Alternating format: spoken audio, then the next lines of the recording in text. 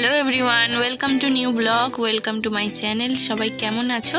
আশা করছি সবাই খুব ভালো আছো আর আমিও খুব ভালো আছি। আজকের নতুন একটি ব্লগে তোমাদের সবাইকে জানাই অনেক স্বাগত।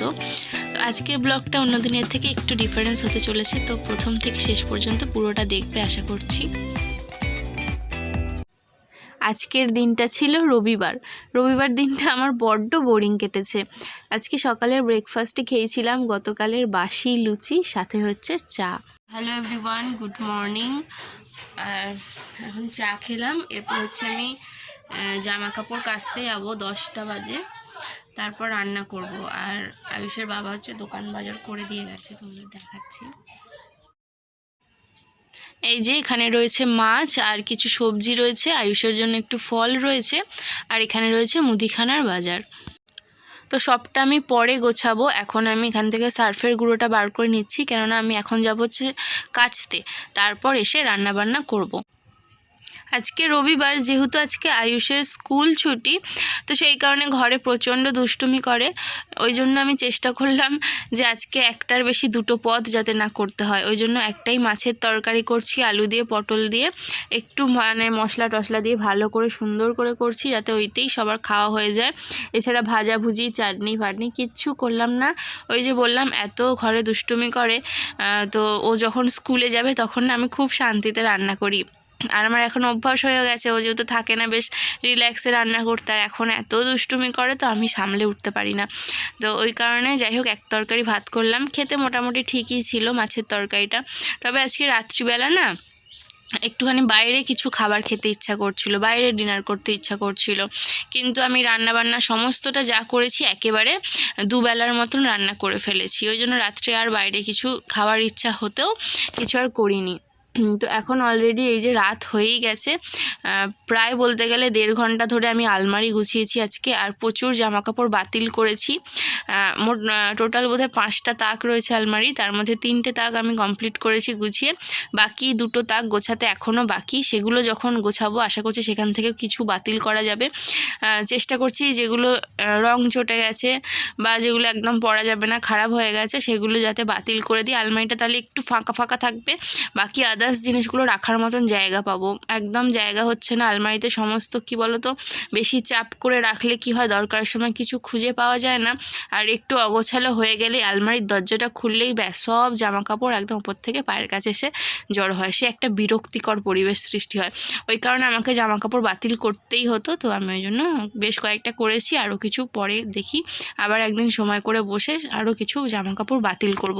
এই জামা কাপড়গুলো বালতিওয়ালা, যারা বালতি আর কি জামা কাপড় নিয়ে বালতি দেয় আর কি, তাদেরকে দেবো, কিন্তু তারাও সমস্ত জামা কাপড় নেয় না। যেমন বাচ্চাদের জামা প্যান্ট এসবগুলো না নেয় না, তখন ওই জামা প্যান্টগুলো কি করব জানি না, মানে সব তো আর নেতা করা যায় না, ওই কোথাও ফেলে টেলে দিয়ে আসতে হয়, তাছাড়া আর কিছু করার থাকে না। ওই বাইকে করে একটা বস্তায় করে ভরে কোথাও গিয়ে একটা ফেলে দিয়ে আসতে হয়, এই রকম। আগে এই কদিন আগেই বলতে গেলে প্রচুর জামা কাপড় বাতিল করেছি, তারপরেও এত জামা কাপড় বাতিল করতে হচ্ছে। কোথাও যাওয়ার সময় জামা কাপড় থাকে না, আর বাতিল করার সময় দেখি, এখন দেখছি এত বাতিল হয়ে যাচ্ছে, মানে বাতিলের পর বাতিল হচ্ছে, কিন্তু কোথাও যাওয়ার সময় যে কেন জামা কাপড় থাকে না সেটা আমি বুঝে উঠতে পারছি না। আজকে মনীষাকে ফোন করেছিলাম, মনীষাও বলছিল ওরও নাকি আজকে বাইরে কিছু একটু ডিনার করতে ইচ্ছা করছিল। তো ও আমাকে বলছিল, তাহলে প্রিয়াঙ্কা তোরও যখন ইচ্ছা হচ্ছিল তাহলে তুই আমাকে ফোন করলি না কেন?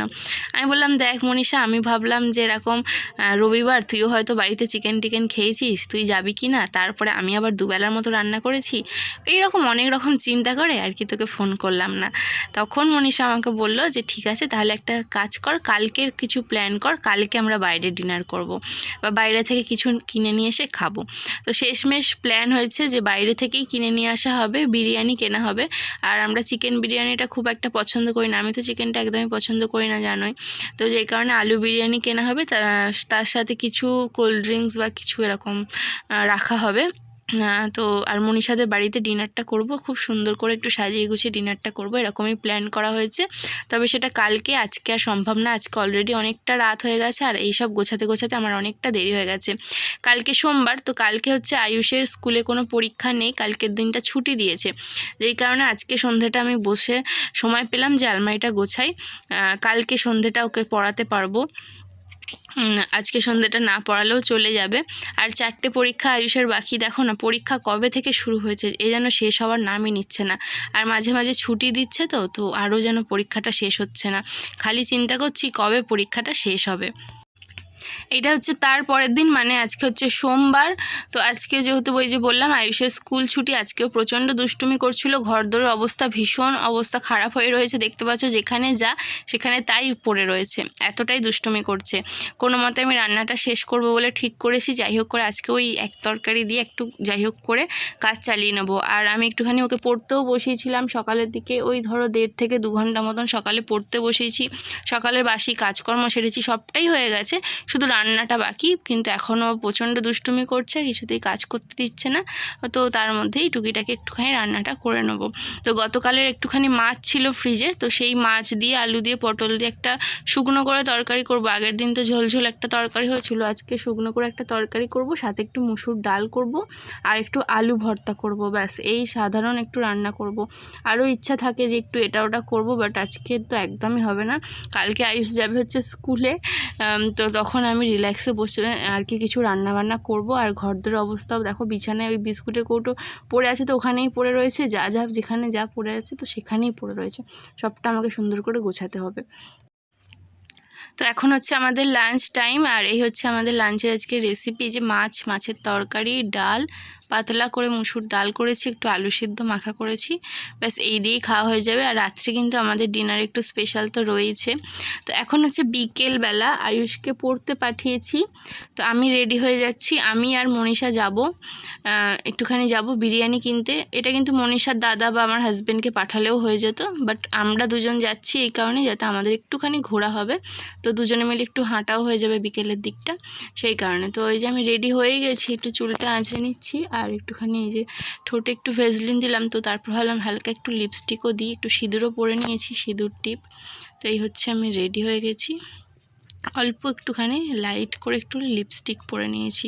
আর হ্যাঁ, কয়েকটা রিলসও করেছিলাম, পরে আমি আপলোড করব সেগুলো আস্তে আস্তে।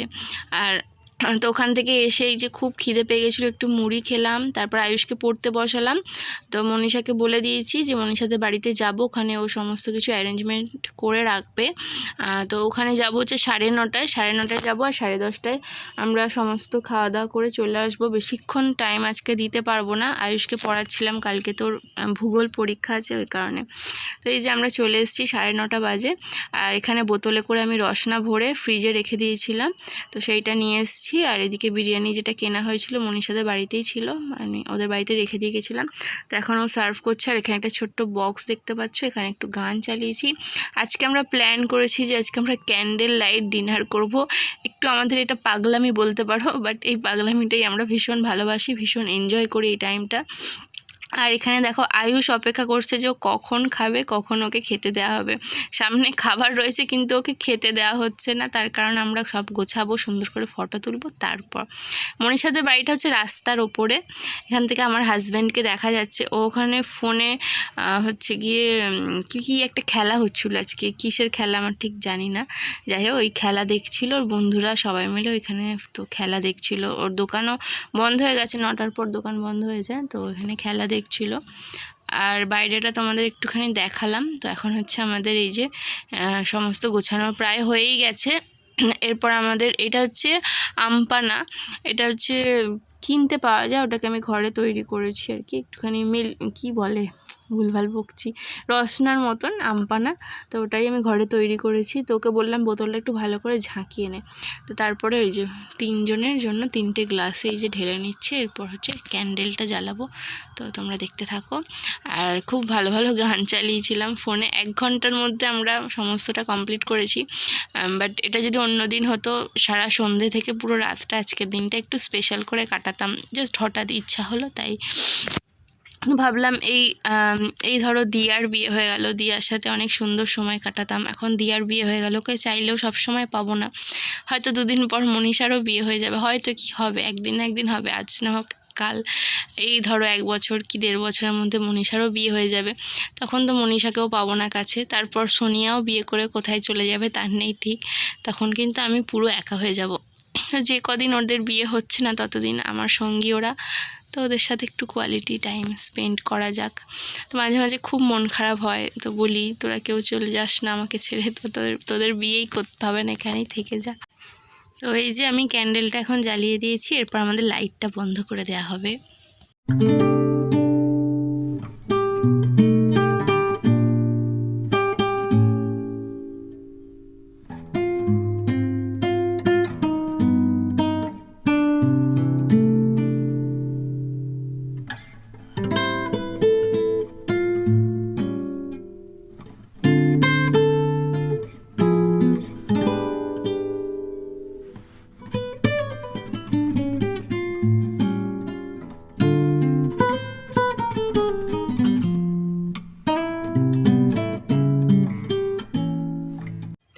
বাড়িতে এসে এই যে বিছনা আমার করা হয়ে গেছে, তারপরও আয়ুষ বলছিল যে একটুখানি লিখবে, তো ওই জন্য লিখছে। আমার এদিকে এত ঘুম পাচ্ছে, আমি বলছি তোকে আর লিখতে হবে না, আমার খুব ঘুম পেয়েছে।